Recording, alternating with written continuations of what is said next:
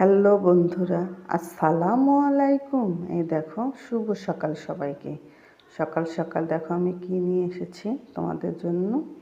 চিতই পিঠা, এই যে দুধ চিতই পিঠা। রাত্রে পিঠা বানিয়েছিলাম খাওয়ার জন্য, তারপরে এক্সট্রা করে 10টা পিঠা বললাম একটু ভেজিয়ে নিই, সকালের নাস্তা আমাদের হয়ে যাবে। ঘরে সব ছিল, সেই উপকরণ দিয়েই তোমার এই যে দুধ চিতই পিঠা বানিয়ে ফেলেছি। রাত্রে ভেজে রেখেছিলাম, সকালবেলা এখন সবাই এই দুধ চিতই পিঠা দিয়ে নাস্তা করব। কত সুন্দর দেখছো, একদম ঝটপট করে বানিয়ে নিয়েছি। এখন এই সকালে নাস্তা খাবো আমরা সবাই। এই দেখো পিঠাটা একদম নরম হয়েছে, হাতে বানিয়েছি পিঠা। দেখো একদম সেই মজা হবে খেতে, অনেক সুন্দর হয়েছে।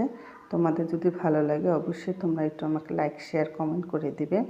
দেখছো কত সুন্দর হয়েছে। আল্লাহ হাফেজ।